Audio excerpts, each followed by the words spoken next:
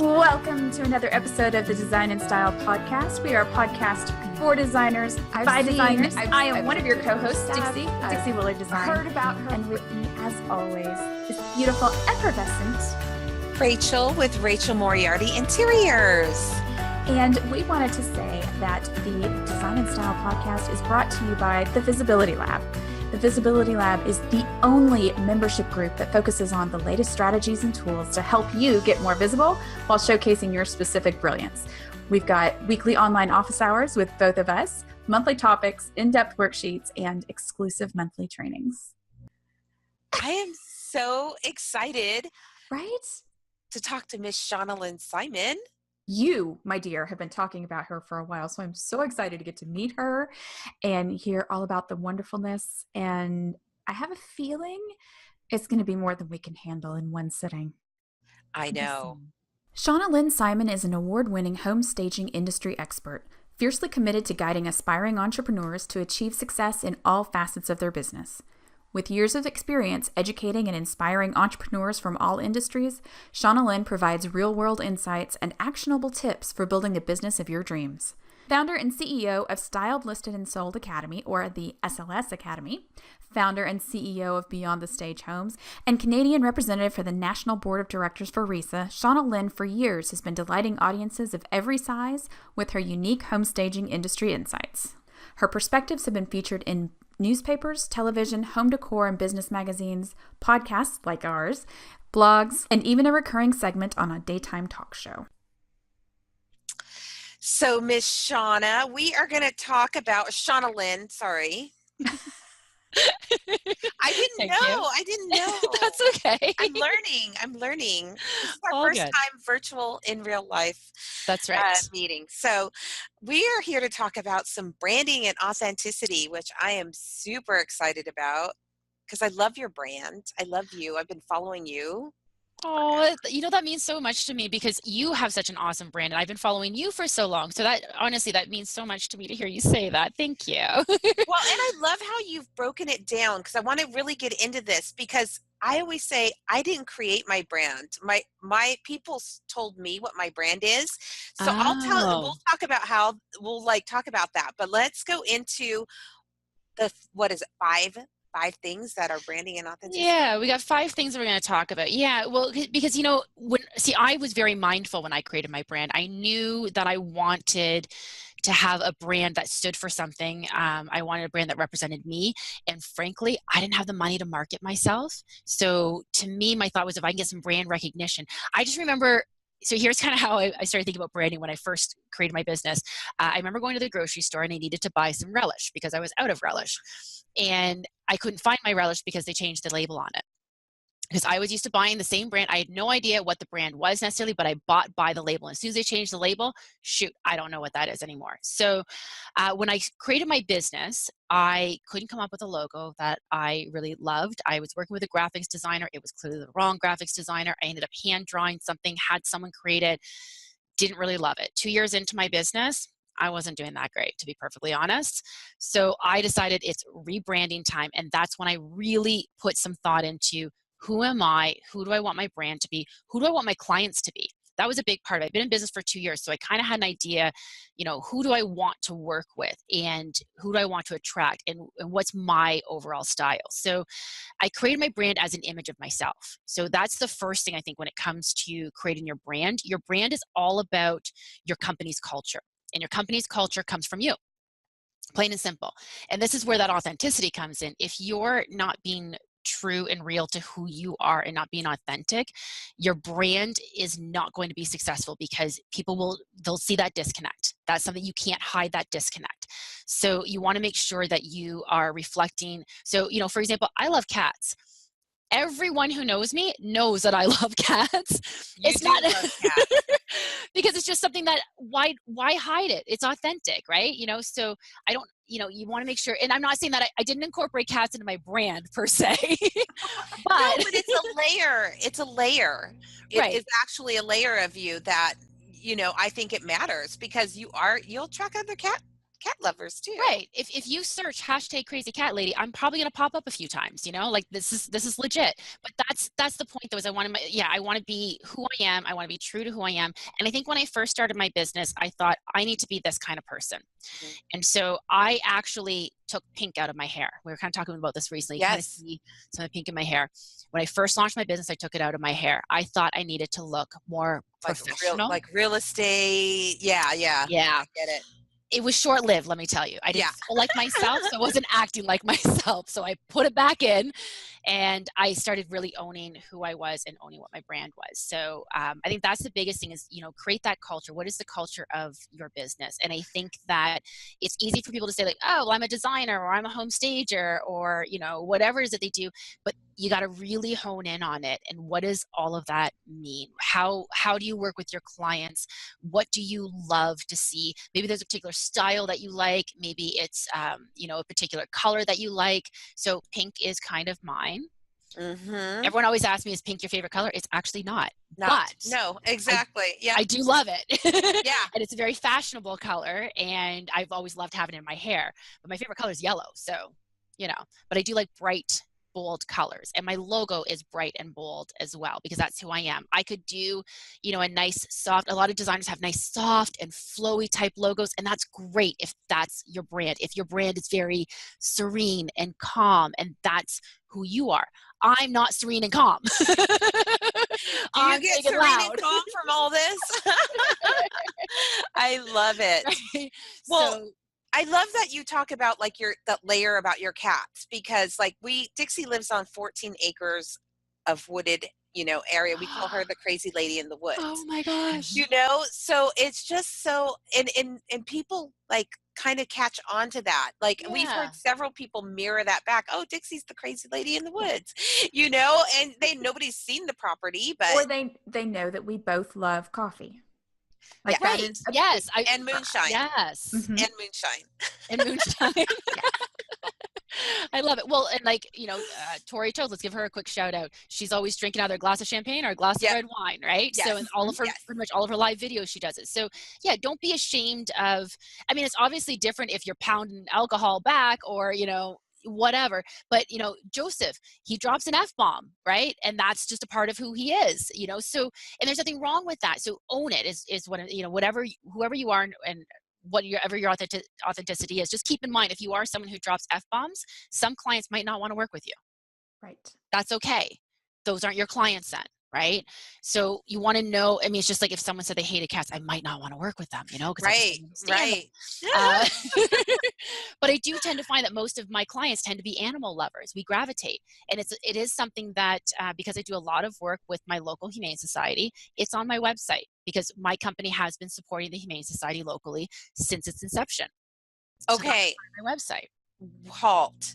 One of the things that the whole thing when Dixie and I created this business was we wanted to use our platform to create awareness for things that we are really, really, that we just love, right? Yeah. So Dixie has restoration. I don't know if you've ever seen Dixie, but she rappels once a year down the side of a building, a 12-story building, for the restoration house. She raises money. Amazing. Went down as Rosie the Riveter this year. Or this That's last amazing. year. I love that. Yeah. And then she works with Kingdom Ministries. So she uses her gifts and design gifts as, as service. And then I have like heart health things. So I have a pacemaker. I actually died. I just put out a blog post about it. So Go Red for Women. We're in February. So this is Go Red for Women month. So I raise awareness for that. So that is one of the things that when we talk about visibility in our group too, that's one of the things we're like, don't leave that out. No, absolutely not. The more involved you are in your community. Yes. Yeah. Yes. Yeah, so I have 2 causes that my company supports, and it's not that I don't think other causes are incredibly important. I'm kind of one of those serial volunteers. Like, I have a tendency sometimes to want to volunteer like everywhere that they need help, and I finally honed it back and concentrated on the things that I'm most passionate about. And so I'm involved with my local MS Society.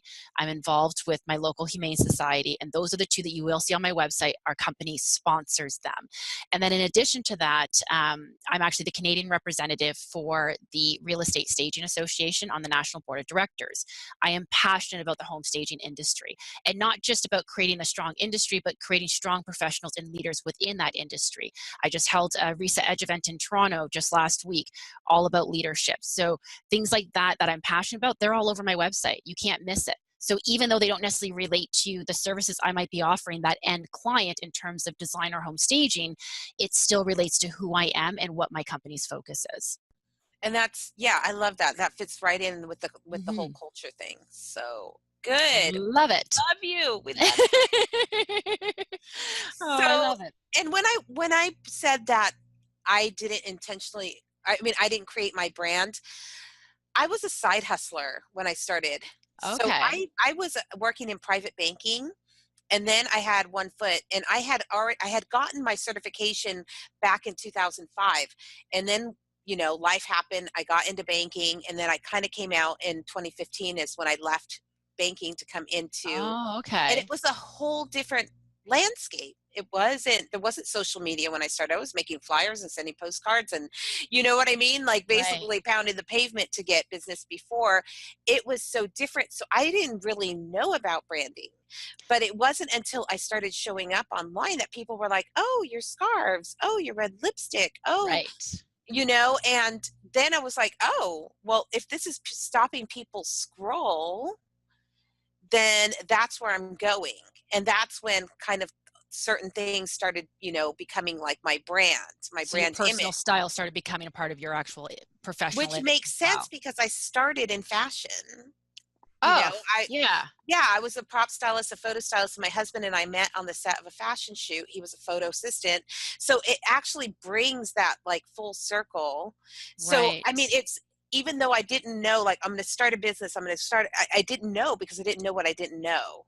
But I caught on pretty Right. quickly and was like, oh, okay, all right, I see how this thing works. So I love how intentional you were about it. Well, it's funny because you mentioned the social media aspect, and that wasn't a thing. I started my business in 2008. And so I think I joined, Facebook told me I joined it 2007 or something, but it was barely a thing. Definitely wasn't a business thing. You kept the two of those things separate at that time, right? So websites were a thing, but they weren't what they are today. There wasn't nearly as many of them as there are today. There was nowhere that told you really how to create a website that was effective. Yes, you had tools to create a website, but website builders were fairly new. You used to have to pay people thousands of dollars, and then they came out with website builders. So all that online stuff was not where my focus was. My focus was on that one-on-one. When I meet someone in person, I want to connect with them right away. So it started from the second that they met me, basically. My car pulls up, my car had my logo on it. I get out of the car. I've got my something pink on me in addition to my hair at all times. I had a pink briefcase.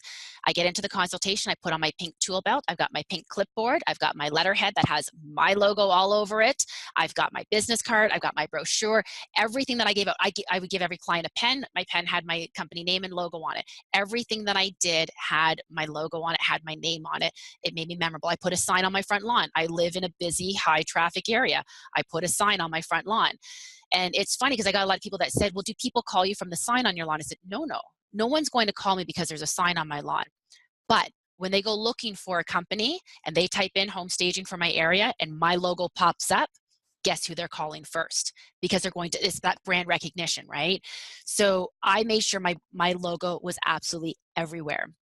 So anyone who talks about changing their logo, if you don't have a strong brand, change it now. Because once you create that brand, you do want that logo to be the center of it. A logo is not per se your brand, but your logo should definitely represent your brand. Like I said, mine is big and bold. My logo colors are pink and green.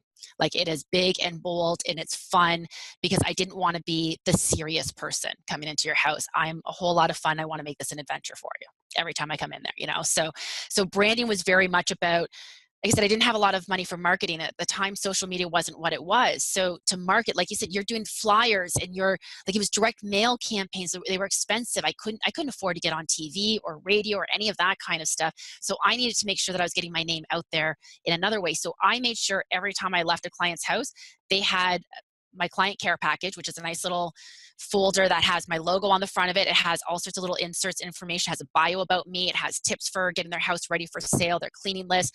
All of their little checklists would go into that folder, and they had that after I left, and they would always tell somebody about me. We had this stager come in. She wore this cute little pink tool belt. So as I started growing my team, my entire team wears pink tool belts to our consultations, and it keeps all of our consultation tools in it. I've got a home stager training program, as you know, and so everyone who graduates from my home stager training program also gets a tool belt. It's not pink, but it is a really cute tool belt. Nice. So it's a part of that brand, and that's something that we've continued on, for the last decade that I've been doing this for. So, and that's very important to me. So. Yeah. I love that. I love people who think like you do. I honestly, it's just like, oh my gosh. Just like when we started this podcast, we were like, let's just flip it on. I mean, we're having a conversation anyway. Sure. It's not going to be a big deal.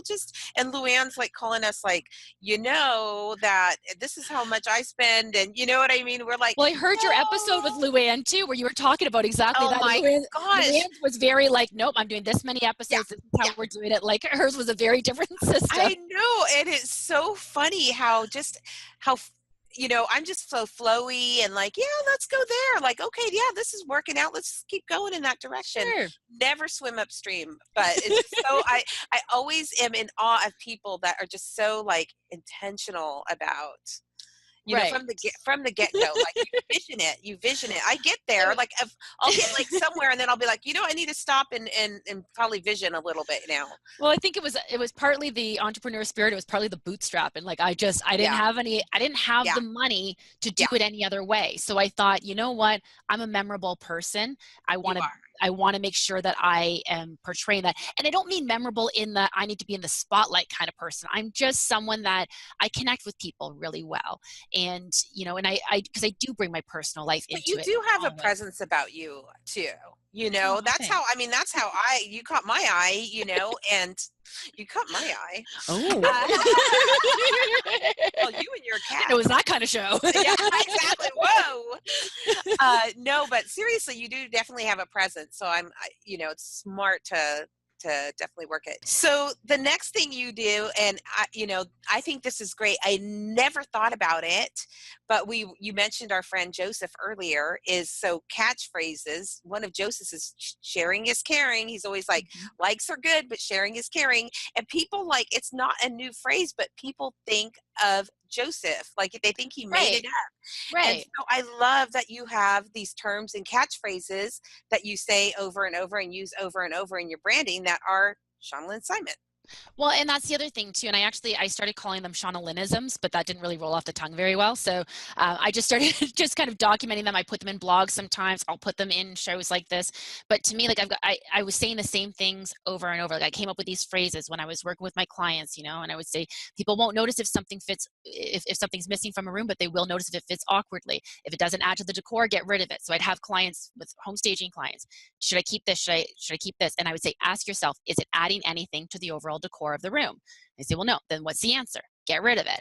And that was just, so I kept on saying, if it doesn't add to the decor, get rid of it. That became one of my top 3 home staging rules. I have my top 3 home staging rules. I can rattle them off, no problem. My mission statement, the same thing, and you live by that.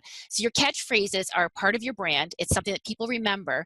But the other thing about catchphrases is it can also be about who you are and kind of reflect that. Like I said, like my mission statement to me, if I'm ever questioning what I need to do for a client, I go back to my mission statement. What does my mission statement tell me to do?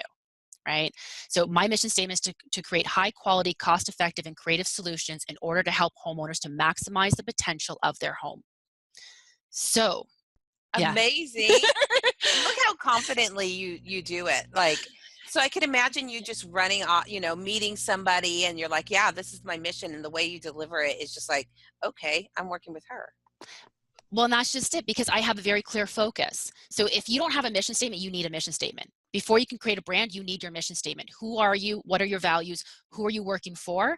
And what are you going to provide them with? So creating that mission statement is core to creating that brand. And that's a step that I think people often forget, because you can get caught up in the whole, I've got pink hair, I've got pink stuff. That's not your brand, right? The brand is everything that represents. Those things are what delivers your brand, what makes you memorable. right? That's how you're getting that message out there. But your brand at the end of the day is you and what you stand for. Look at all the companies in the news lately. If if companies are associating with the wrong person right now, it can destroy their entire brand, because does your company's culture support an offender?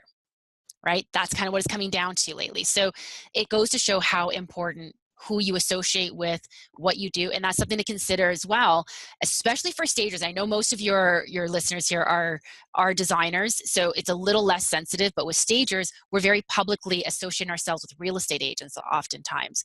As designers, we're often publicly associating ourselves with suppliers. So we want to make sure that whoever we're associating ourselves with fit our culture as well. Because if they don't, they're not going to represent our brand, right? And it can confuse people about our brand. That is so good. Dixie and I, oops, sorry, you could tell when you're dropping wisdom, because Dixie and I are just like hanging on to every word. I love it. Oh, I'm all my about living and gosh. breathing my brand. I mean, anyone who knows me knows that. And again, it goes back to the authenticity of it. You know, what you see is what you get. You know, and that's always got to be clear to people as you're going through. So, you know, I've had people that say to me, like, listen, I feel like as a designer, I need to dress up a little bit more, but I really feel most comfortable when I'm in jeans. So wear jeans, but That's me. rock the jeans. Yeah. Make sure that you're rocking those jeans and you're creating your style with those jeans. You know, you don't have to, like designers you don't have to look a certain way to be a designer, but also keep this in mind. When you go to the gym and you hire a trainer, you're going to hire the most fit person there. When you go to get your hair done, you're going to hire the person with the nicest hair, right? So keep that in mind as a designer. You've got to look the part still. Yeah. So whatever your image is, you still got to rock it and own it. Own it 100%, right? Yeah. Oh my gosh. So good. I just think, Dixie, aren't you just making connections to everything that we talk about? Like, well, yeah, it's funny because everything that we've talked about and a few things that we're planning to talk about here in a minute, all this month in the Visibility Lab, we've been talking about loving your business and showing your business some love. And I swear everything that we're talking about today fits in so perfectly with all of those elements. Absolutely. Yeah, because I think, you've got to make sure that you're translating across all the different mediums too, right? So you have to make sure that who you are online. I mean, I know, Rachel does her daily riffs, as we were talking about, and she's very authentic in them. And sometimes, she's not even feeling that great. And she's like, listen, I got no makeup on, whatever. She's getting it done still. People love that. Like, I find anytime I do a no makeup type post or video, gets the most traction because it feels so real. My number one blog of all time, still to this day, top 10 things you didn't know about Shauna Lynn. And I have suggested this to people. Those are the best blogs. Give people an inside look at who you are. And then make sure, though, that, again, it translates in everything you do. So when they meet you in person, you better be the same person they saw in that video. Yes. Right? And all of your communication, everything. But it's just so much easier to be yourself instead of some other idealized person. It's just so easy to... Rachel and I just talked about this recently on our blog, that how freeing it is when you say, look, this is who I am. Okay, I need to talk about that for a second because I absolutely love that you said that, because you're absolutely right. And this goes back to, again, authenticity and owning it. And if your authenticity is not someone big and loud like me, don't try to be this, be whoever you are. But my thing was, when I was growing up, everyone always used to say, oh, she's really one of a kind. My parents would say this, oh, she's really one of a kind. And I thought that was super cool. And then I got a little bit older and I realized, oh, that might not actually be a compliment. No one meant any disrespect by it. Don't get me wrong. Yeah. But I started getting a little bit self-conscious. As you get older, you get a little bit more self-conscious about these things. And I can remember, going places and my friends would look at me and say, oh, you're wearing that? Yeah, like I didn't see anything wrong with what I was wearing. And again, these were not mean girls or anything trying to, make me feel terrible. It was just, it's side comments that teenagers make and kids make. And, I always knew I did things a little bit differently. I thought a little bit differently. And I kind of knew I dressed a little bit differently, but I felt comfortable like that. And when I was in high school, that was the first time that I felt like it wasn't as accepted. And I started trying to fit in. And it was the most miserable time. And I remember when I went away to university, how freeing it felt to feel like I could just start all over and just be me. And every time I was a little bit more like myself, I attracted more friends and more like people that I actually, really like-minded people. And so the more I let myself be myself, the more comfortable I felt, the happier I was, to the point where now this is me. Like I full-fledged own so there are even times I will admit when I look in the mirror when I'm leaving the house and I am just beaming from what I'm wearing, but I'm also looking at it like, I don't know a single person that would ever put this together. I get a lot of comments from people of like, oh, I wouldn't have thought to wear those things together. Mm-hmm. I love winter because, and don't get me wrong, I don't love snow and cold and that kind of thing, but what I love about winter is layers. Yeah. The more layers, the more my style I can really bring out. Yeah. And that's You're a just who I am. maximalist like me. Yeah. You know when they say when you're leaving a house, take like, off one accessory? Yeah, I have 3 one more. That's so funny. I know well, people do the same thing. Like I'll wear like this to the grocery store, a ring or whatever, and I'm giving them, swiping my debit card, and it actually really helps me as an introvert connect with people because they'll comment on something, on the necklace, on the this, Right. and so for me, it's been almost like a tool as an introvert moving through the world that I need to be connecting and talking to people and letting them know what I do, right? Absolutely. And it's not easy for me, so these have been sort of like a little bit of a strategy. It's a conversation starter. It's a little bit of an Mhm. icebreaker and conversation starter. Absolutely. I drive around, so talking about branding again, I drive around, like I said, I branded my car. I love your car. One of the first things I did was brand my cars. At the time, the first car I had was a little Volkswagen Golf, put my logo on the back of it. Well, now You have your Mini. I have my Mini Cooper convertible with Yes. pink stripes and pink mirrors and my logo on the side. And I mean, people know, they see me coming from a mile away. I love that. It's so cute. It is so cute. You need to actually send us a picture of that. I will. Yes, I will send you. Well, yes. Let me just say, we talked a little bit about color. You talked about pink a lot, but even Dixie and I were saying, because we come from such different sides, and Dixie comes from engineering background and I come from fashion, and we both ended up, and now we have these 2 solo firms, and that's kind of what started Design+Style. She was the design and I was the style, right? Right. And even when we talked about clothes, when we would go through some of our challenges, Dixie is jeans and a black shirt all the time. And she even went through one of our challenges and she wore the same shirt. And just to say, because people would always be like, I don't have anything to wear, I can't get on camera. So she, we called it a lab experiment. She wore the same thing every single day for That's a month, amazing. and came on camera and did lives and wore a different necklace, and but it wasn't until her hair went blue that she created a brand. It really was. We went, oh my word, you are now a brand. And I don't know if you saw me at Las Vegas, but we did Flat Dixie. I did see Flat Dixie. And Flat Dixie was, it's like, wow. So I don't want to skip over color. Color is, I'm like rainbow. I'm like all the colors. Sure. Yeah. And I am known actually for my colors, my colors, my patterns. If you go down my Insta feed, you're going to see color, right? So I feel like, yeah, definitely. Not that you have to go pink hair or blue hair, but for Agreed. Dixie, it was the thing that just transformed her. Absolutely. And especially if you prefer plainer type clothes and you want to still express yourself a little bit, that's a perfect way to do it. But like you said though, Rachel, you don't necessarily have to have crazy hair to be able to express your color. For me, no matter what my hair looked like, I always wore at least one item that was pink. And so, and it's funny because some of my friends used to play the game before I would arrive. What's her pink item going to be? Is it going to be a necklace? Is it going to be her socks? Is it going to be a belt? What is her pink item going to be? And this is even outside of, yes, my purse is pink. Yes, my briefcase is pink. A lot of my tools are pink. So outside of all that stuff, I still always made sure I wore something pink. So when I got a pink watch, that just like nailed it. Like always never have to worry about not having pink, but I still try to add something else besides the watch that's pink on a daily basis, it's a part of my signature. So again, it doesn't have to be pink. It doesn't have to be blue. It doesn't even have to be a bright color, but if you have a color in your logo, it's a great idea to translate that. And you know what? If you're black and white, then why not make a black and white logo and make that your brand? My logo right? is black and white. See, oh my gosh, I didn't even know that, but it's like, but see, that's almost what I would expect from your brand. So that is Right. so perfect. See, you are Yeah. your brand.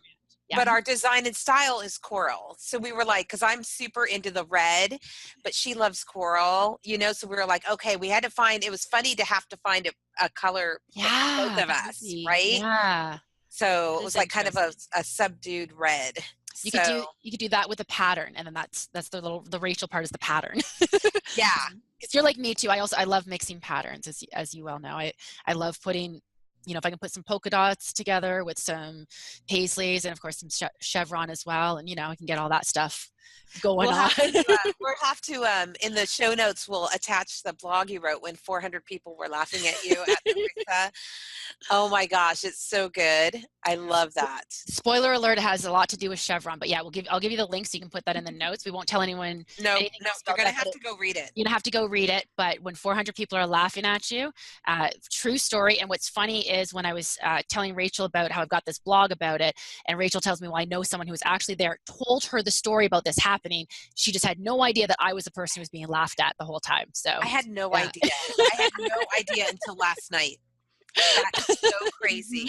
I love it. See, and this also goes to branding. This is one thing I want to point out about the blog. I'm not going to give more details about it, but one thing that I want to point out about it is it got people talking about me. Yes, they were laughing at me, but it got them talking about me. Every single person will always remember the girl that everyone was laughing at. So there's Yes. nothing wrong with that. So that's the other thing too, is, being able to have some fun with yourself, allow yourself to make mistakes, especially nowadays, because we're on so many of these video things. We're not all, you're going to stutter your words sometimes, so make fun of yourself. If you find yourself stuttering, then make a comment of like, oh, I don't even know what kind of language I was speaking there, and go on. But it's about being, just allowing yourself to be real and not being that perfectionist. And I think that's something that it's easy for all of us to get caught up in being a perfectionist. I always used to be one. And now, you know what? Good enough. Yeah, I think doing the live really does help you, because even Dixie and I will like do that. We'll try to make that rewind noise, like, Yeah. like get our tongues going right and just kind of make fun of us, and just, we don't even like edit it. We're just like, keep going, Have a sense of humor, exactly. And a sense of humor can get you by on so much. And you're just being normal and human. I stumble over my words constantly. And that was actually one of my big fears about being on video. Right. Rachel wanted to do this podcast, and I'm like, I can barely talk in a normal sentence, much less all this other stuff. Right. Just, you know what? Everybody else has issues too. I'm not the only one. Absolutely not. It's like when you forget that common word that you should totally know the word for. That's my favorite. And then of course people are commenting in the comments, giving you the word like, oh, thank you. And that's just like, let it be. Just let it go. Let it be. It is what it is. And I think that, I think the live videos force a lot of people out of their shell in that sense. But and I think, just to reiterate, if you're not doing live video, go do a live video. I think that's the best advice I can give you, is just get over yourself. Once you've done the first one, it gets easier every single time you do one. And don't worry about how many people are watching. Don't worry about what you say. Just get your message out there and you'll get better at it each time. No one's going back to your first video and saying like, oh, I can't believe she totally screwed that up and never watch another video again. I don't even think my first video is out there. Oh, we need to, that's what we need to do. We need to find Rachel's first video. Oh, find your first daily riff. Yes. No, you don't. Yes. Dixie has seen, we were in a mastermind together. And oh my gosh, it was hysterical.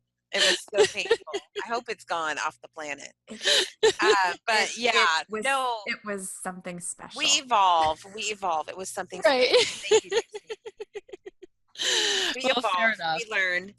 So, oh my gosh, that was so good. So just to recap, I mean, your culture, company culture, your image, your catchphrases, your colors, your medium. Yeah, so the medium is how you're delivering that message. So like I said, like for me, I've got the briefcase and the tool belt, but I've also got my letterhead, then I've got my website, my social media pages, everywhere that you are. And then also we do also live events. So like that's another part of, what you're bringing in person. Are you sponsoring different things locally? Where is your logo going to be displayed essentially? That's sort of the medium, that's how you're getting your message out. Doing podcasts like this, get on your local television show. I've been on, TV shows, podcasts, I've had TV news where they're doing some sort of segment about a real estate house. They call me as the expert home stager for it because I'm visible, right? People know who I am. I'm all over the city. Everyone's talking about me. That's what you want, right? I'm not saying there aren't other stagers that are also being talked about in my city. I'm not the only one. Yeah. But I'm definitely at the top of people's lists when it comes to finding a home stager or designer in our region. Winning awards. That's another way to get your message out. And this is something I can't stress this enough. People think that people are just going to start handing them awards. Sometimes that happens, yes. Other times you have to apply for them. Apply, and you have to pay for the application fee. And sometimes you have to pay for the application fee. Yeah, so, that's what I think people don't understand. No, in order to become an award winner, you have to play. Exactly. People aren't just like walking around handing out medals to every participant, right? That's not the world that we live in. Maybe if you're in, junior baseball or something, but that's not the world that we live in. So you've got to apply for those things. But the fact that I'm so visible helps me to win those awards as well, especially when it's my clients that are voting for things. They see me, and there's just such a brand recognition that comes along with it. So they remember my company name. That's the other thing too, is make sure you have a company name that's easy for people to remember and be able to recite. And if they're constantly getting the words all mixed up, it's not going to flow that well. So you want to make sure that your brand somehow reflects that. I love that. I have to make a sidebar comment though, that if anyone's ever seen my Facebook page, I have a little stand that I do these recordings on, and my one cat likes to crawl underneath it. So he's underneath my stand right now looking at me. Just had to do a small sidebar. So if you see a cat head pop up, don't be alarmed, folks. Don't be alarmed. What was I just going to say? Sorry. Oh, no. I just went. This is we're talking about the live stuff. Live example. This is the live thing, yeah. Well, I think you and I were talking earlier about how I do my home seller workshops. Yes. I don't know if you were going to head there. No, but please. Oh, you know what I was going to ask you? Do you get nervous? Like, you do all these things. Do you ever get nervous? Are you extroverted? Would you? I'm definitely extroverted. Yeah. I am and I'm not. I'm that person when I go to a party, though. I like to hang out with the people that I already know. Oh, yeah.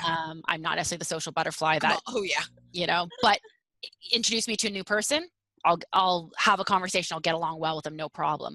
I've always had a bit of that performing gene, I think. I've never really had much in terms of nerves. My anxiety comes from like the first home sellers workshop I did. I wasn't nervous talking in front of people. I was nervous about the event itself. Am I going to pull this off?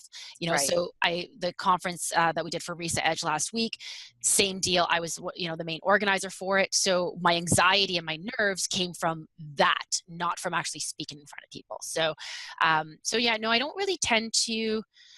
I don't know what it is. I think there's just been a camera in my face pretty much since I was born. My dad was a photographer. That was part of it. So honestly, like literally a camera's been in my face all my life. So I think I was just always been accustomed to it and comfortable with it. And I remember being on TV as a kid with little things that were going on in the community. I was in a marching band. For those who don't know, I was in a marching band. Wow. And I was always front row center.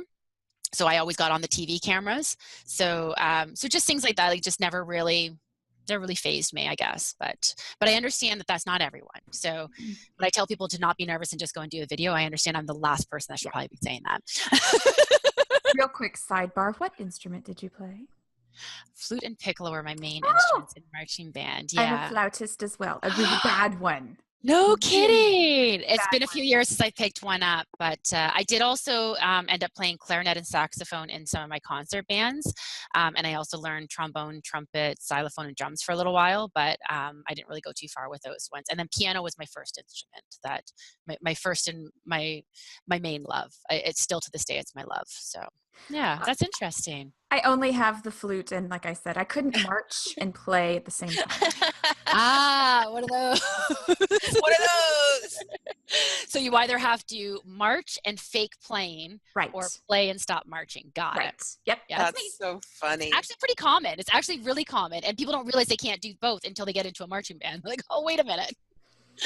Yeah, that's interesting. Hysterical. Yeah, it's a talent. So I have a question. When you talk about, because you're a stager who decorates, would you say that's right? Or do you do both, like 50-50? I do both 50-50, actually. You do? I do, yeah. Because it's interesting when you talk about like naming your company. I feel like staging, you more have a name of a company, where in design, you more have your name. Fair enough. Yes. So when I named my company, my home staging company is called Beyond the Stage Homes, because I knew Yes, I I wanted to do love more that than name. home staging. Yes, But yes. it's interesting though, because I do want to touch on that a little bit briefly. It's kind of a sidebar. It's a little bit off topic, but not Yeah. entirely. In that, I want to talk a little bit about the training that you need Oh, yeah. for both, because the reason I say this is I knew I wanted to do more than home staging, but my thought was I could do some decorating, do some redesign stuff. That's what my home stager training qualified me to do. I was planning on taking some extra courses, and so that was the direction I wanted to go in. What happened was, when I was first starting my business, I kind of stumbled backwards into a very large design project, $150,000 renovation and decorating project, built a $40,000 wet bar in a $1.2 million house. And next thing I know, I'm a designer. But here's the thing.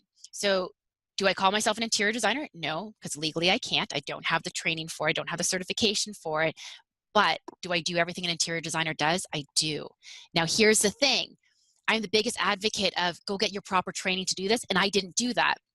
But that's why I'm the biggest advocate of it, because I will tell you, I spent more time and money making mistakes, learning things off the cuff, trying to watch what the trades were doing and study things. I'm going into stores. I don't know what I'm doing. I'm asking way too many questions. I'm bothering people with it.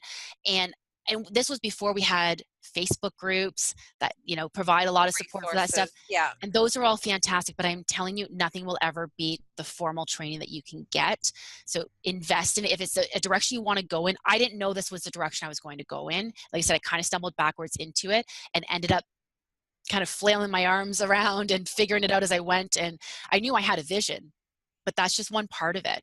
So, and the same thing for if you're an interior designer and you're thinking you want to add home staging, get the certification training for it, because there is a big difference between design and home staging.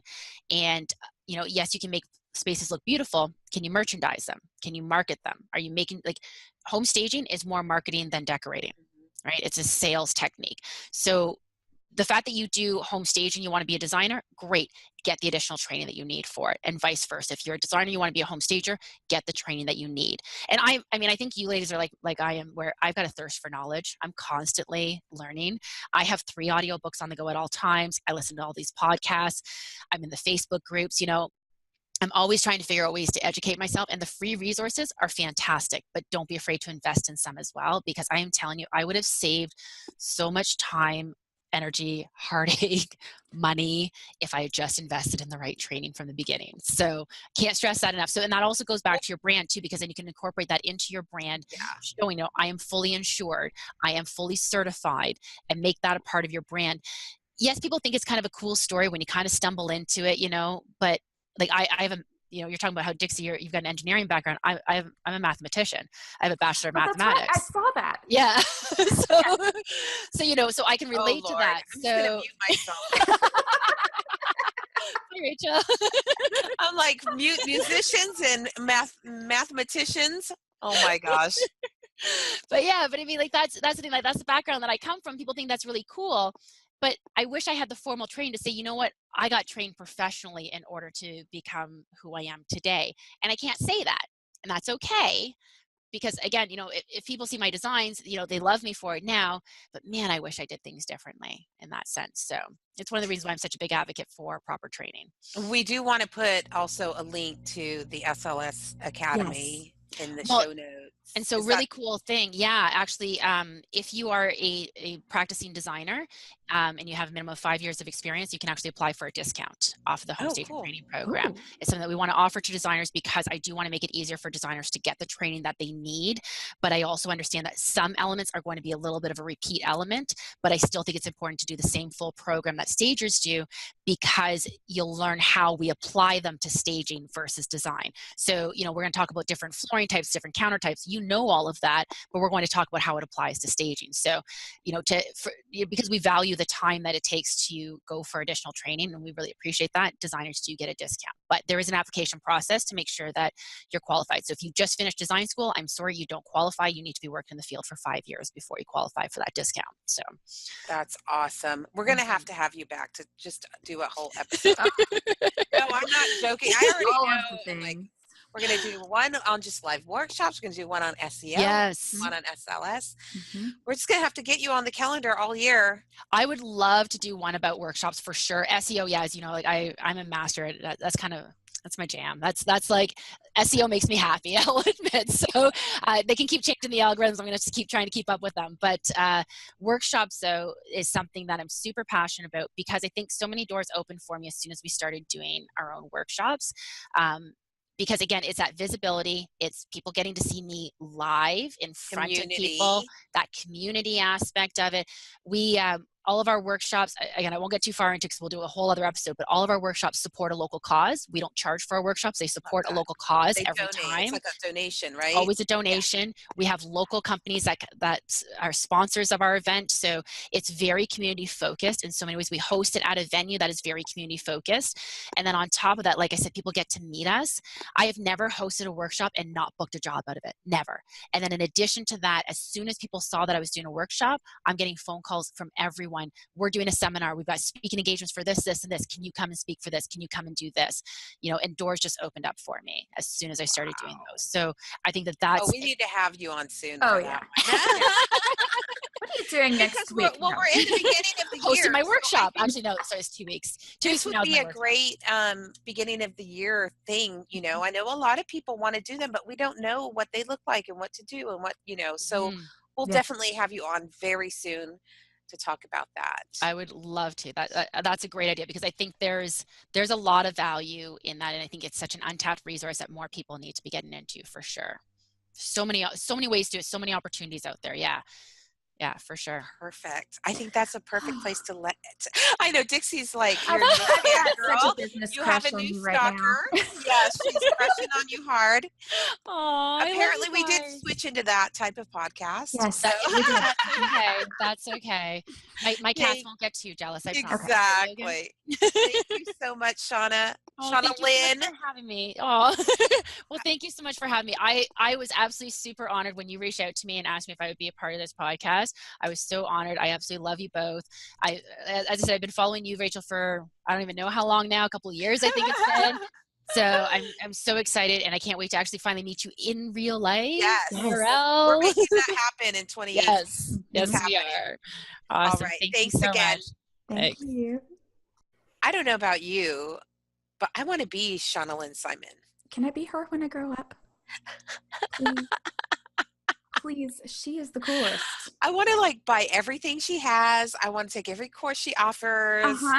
Yep. She's amazing. I'm going to attend her workshops. I'm like her big raving fan now. I know. I will be following. I said that I have a business crush on her now, and I do. A big flaming big business crush. A big flaming business crush. You two are it's so funny when you go into a conversation with somebody and you have no idea what you're going to have in common. Right. Like, you know, you guys are both flautists. How do you call it? Flautist. And mathematicians. I mean, that's pretty crazy. Now, I didn't get a bachelor's. I only got an associate's, but I do love math. I know you do. It was so great, and she has agreed to come on multiple times.